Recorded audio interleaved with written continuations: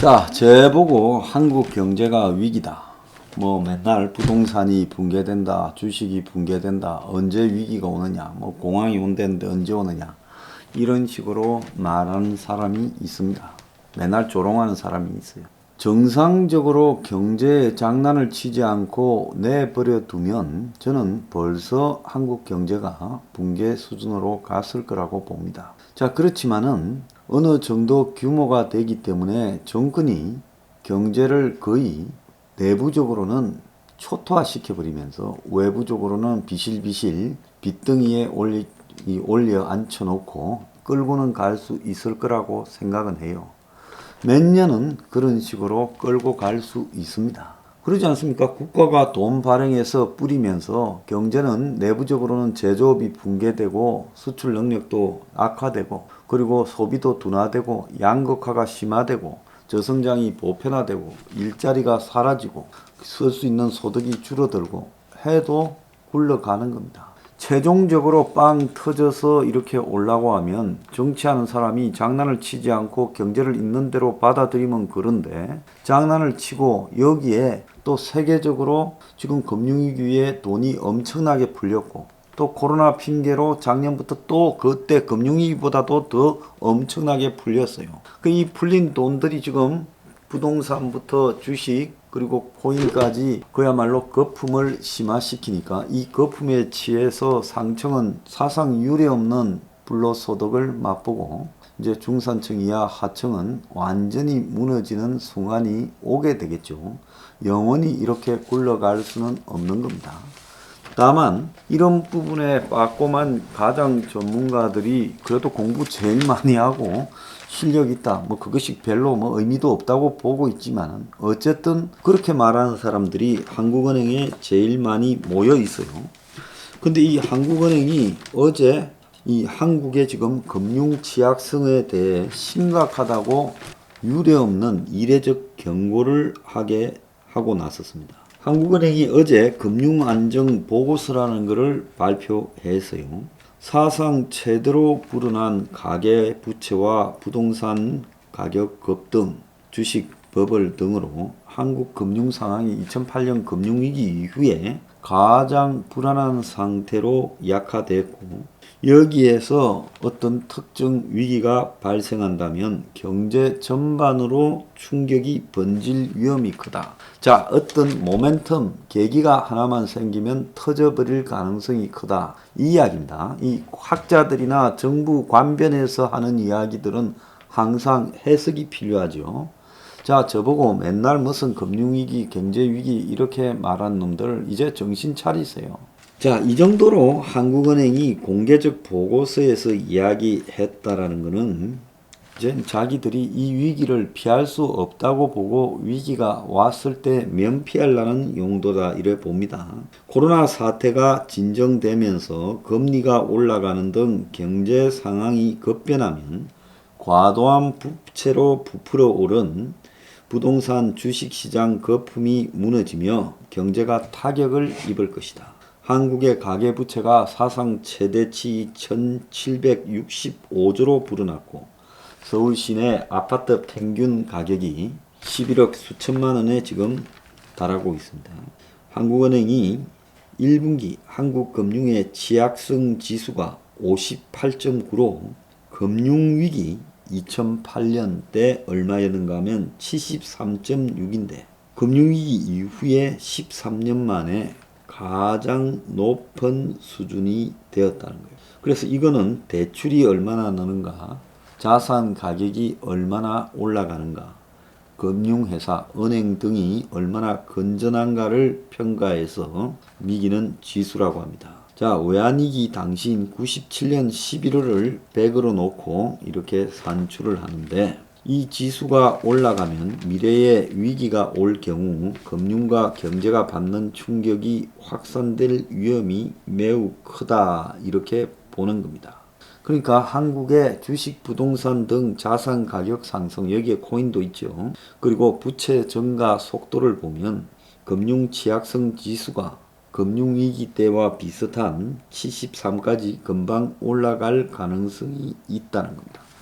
이렇게 수치가 악화되면 그때는 어디선가 약한 구석에서 터지는 거죠. 우리가 수압이 가중되면 그 중에 이 관 중에 제일 약한 이 밸브를 가지고 쪼아난 연결 부분이 터지게 돼 있는 거죠. 그래서 가계부채가 2019년 말보다 165조나 증가해서 사상 최대를 경신하고 있고, 주택 관련 대출 증가, 주식 열풍 등으로 비투가 증가하고 있고, 이런 상황에서 집값도 너무 올라서 향후 집값에 거품이 빠져서 하락하게 되면 가계부채 중 가장 높은 비율을 차지하는 주택대출이 가계부채 1765조 중에 주택의 대출이 747조라고 이야기를 하고 있습니다. 그래서 하는 분석 결과 작년 한국의 소득 대비 주택 가격이 전년 대비 13%가 올라 OECD 국가에서 제일 높았고, 한국을 빼고 나면 다 평균 4%였다고 합니다. 그래서 조선일보는 가계부채 자산버블 폭탄을 두 개를 꾀하는 한국 금융이 2008년 금융위기 이후에 가장 불안하다, 이렇게 말하고 있습니다. 자, 그래서 지금 올 금리가 오르면 이제 금리 올라가는 기정사실이고, 상환 부담이 눈덩이일 거고, 집값 상승 속도가 워낙 빨라서 대내외 충격이 발생할 때는 급락할 위험이 있다. 소득보다 빚이 훨씬 빨리 늘고, 이 빚에는 거품이 겹쳐 있어서 한국 경제가 매우 불안하다. 또 중요한 것은 자영업자 대출이 올 1분기에 19% 급증을 했습니다. 그래서 빚 늘어가는 속도가, 자영업자들의 빚이 늘어가는 속도가 가계부채의 2배 수준이라는 거예요. 그래서 코로나 장기하에 대출로 버티고 있다, 이렇게 지금 이야기를 하고 있습니다. 그런데 한국은행이 돈을 쪼으려고 하는데, 여당은 전국민 재난지원금을 지불한다면서 35조 2차 추경을 공식화하고 있습니다. 주식, 부동산 같은 자산 가격 거품이 97년 IMF 수준에 근접했다. 지금 이 수치를 보면요, 실제로 IMF 일어나기 직전과 비슷한 상황에 가 있습니다. 그래서 97년에 보면 갑자기 수직으로 가버려요. 그래서 이 상황이 이렇게 밑에 토대가 좋지 않을 때는 이 위기가 몇 년에 걸쳐서 서서히 이렇게 올라가다가 위기 경보가 어느 순간 임계점에 이르르면 그 위기 경보가 수직으로 올라갑니다. IMF 때도 그랬고 글로벌 금융위기 때도 그랬는데요. 그래서 지금 한은이 이야기하는 말이, 충격을 여기서 받게 되면 집값이 큰 폭으로 떨어질 수 있다라고 이야기를 합니다. 지난주 서울 아파트 주간 상승률이 1년 6개월 만에 최대치인데, 전세 집값 진정세가 지금 수습이 안 되고 있고, 그래서 한국은행은 집값이 상대적으로 절대적으로 높아졌고, 우리나라가 소득 대비 주택 가격 비율을 볼 때 OECD와 비교해도 너무 올라버려서, 집값이 오르면 소득이 올라서 집값이 오르는 거는 괜찮은데, 소득은 제자리인데 집값만 올라가고 있어 서울 집값이 고평가라는 겁니다. 자, 그래서 10년 단위 장기적 평균을 훨씬 넘기 때문에 우리 경제가 한 방 맞아버리면 주택 가격이 큰 폭으로 하락할 수 있고, 부동산을 포함한 전체 가격 수준이 외환위기 때와 비슷하고 금융위기 때보다 조금 낮은 단계라서 돈이 많이 풀려서 거품도 커졌는데, 자산시장에서 이런 이 가격 상승이 계속되면 금융위기가 올 수 있다. 지금 그런 이야기가 한국은행에서 직접적으로 언급했습니다. 자, 여기에요, 지금 한국은행에서는 이 가상화폐에 대해서는 다소 과소평가를 했는데, 자, 이것은 다분히 그 정치적인 의식을 했을 거라고 봅니다. 한은은 국내의 가상화폐 시가 총액이 50조라고 하며, 가격 급락이 금융 시스템에 주는 영향이 제한적이라고 이야기를 하고 있습니다. 이 보고서를 만들면서 가상화폐 시장 동향, 가상화폐가 시장에 주는 영향에 대해서도 점검을 했는데, 현재는 가상화폐가 50조 정도 시총밖에 안 되고, 가상화폐 관련 상장 기업에 내준 대출이 작년 말에 3천억 정도밖에 안 되고, 가상화폐 투자를 목적으로 한 금융기관 대출이 많이 늘어나거나 대출 연계 주식 투자 자금이 가상화폐로 크게 옮겨가지도 않았고, 한 50조 정도라고 보고, 가상화폐와 연관되어 있는 회사들 시가총액이 3조 7천억으로 국내 이 상장 주식의 0.1%에 불과하다. 이렇게 보면서도 하는 이야기가 코로나 이후 가상화폐 급상승은 합리적으로 말을 할 수 없다 라고 말하며, 가상화폐 시장이 금융 시스템 내 잠재적 리스크 요인으로 작용할 수 있다 이렇게 말을 했습니다. 그런데 한국은행이 말하면서 빼먹은 거는 가상화폐가 실제로 한국은행이 바라보는 것보다는 훨씬 크다는 거죠. 왜 훨씬 크냐? 다단계나 피라미드 형태로 일종의 이 폰지 사기 형태로 엄청나게 연결이 되어 있습니다. 그렇기 때문에 한국은행이 바라보는 가상화폐 시총은 극소화해서 이야기를 하는 거다 이래 봐야 되고요.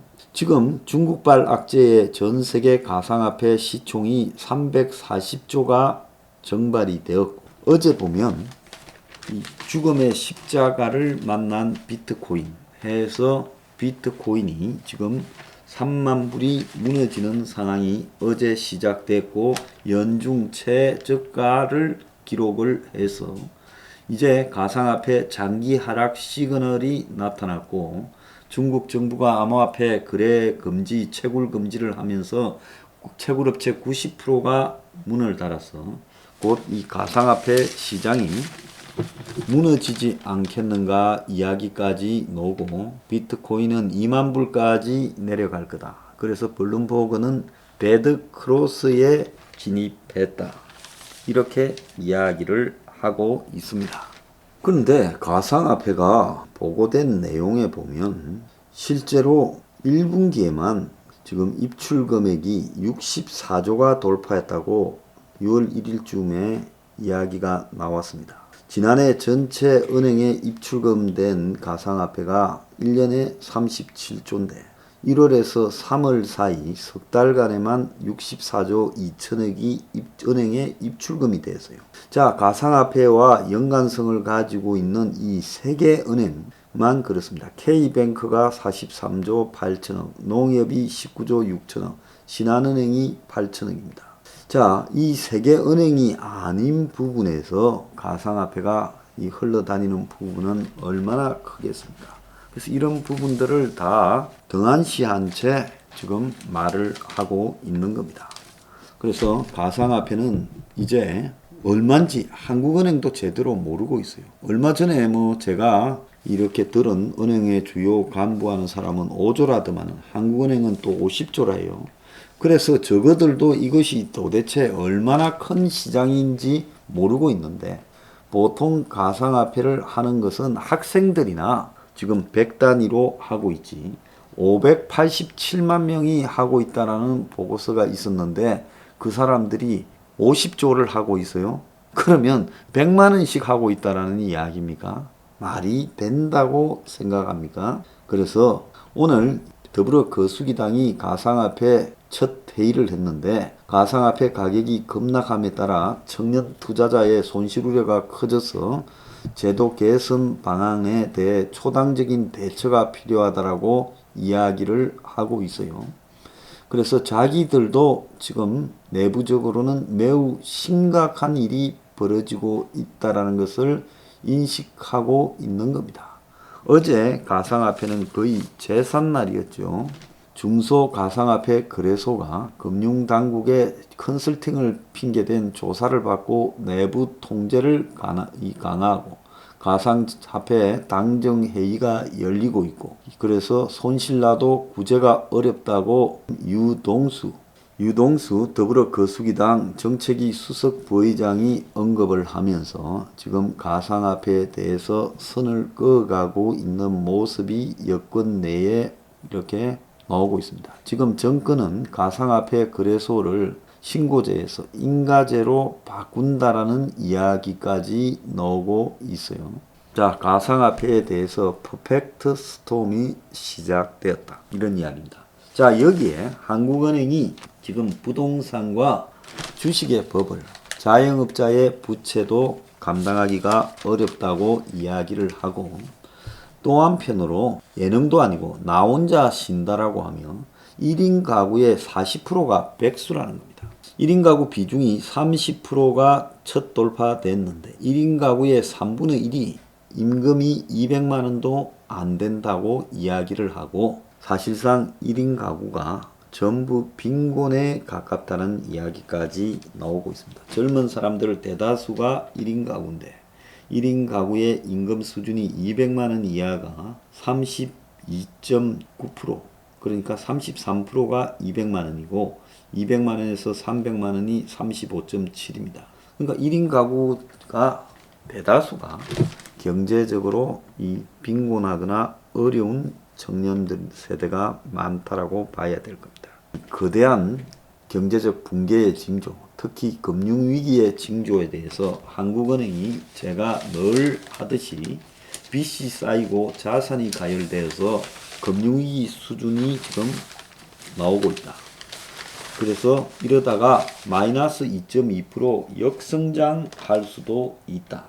실물 경제가 과도한 부채 때문에 위협을 받고 있다. 그러면서 지금 한국은행이 이 부채 질이 매우 나빠지고 있고 자영업자 대출 이런 부분도 심각하게 우려되고 있다. 거품을, 돈이 많이 풀린 거품으로 자산 가격, 주택, 주식, 코인이 다 치솟아서 이것이 금융 취약성을 약화시켰고 대내외 충격되는 집값이 폭락하고 금융위기가 발생할 수 있다. 이렇게 말을 했습니다. 자, 여러분, 이 위기를 이제는 스스로가 알아서 잘 돌파해 가야 됩니다. 저는 위기가 한번 오지 않고는 대한민국이 정리될 수가 없는, 계속 이런 식으로 정권이 부채를 쌓고 이 와중에도 35조 2천억의 재난지원금을 뿌리자고 하는 정신나간 국가에 살고 있습니다. 자, 위기가 터져야 정권도 국민도 정치인도 느낄 겁니다.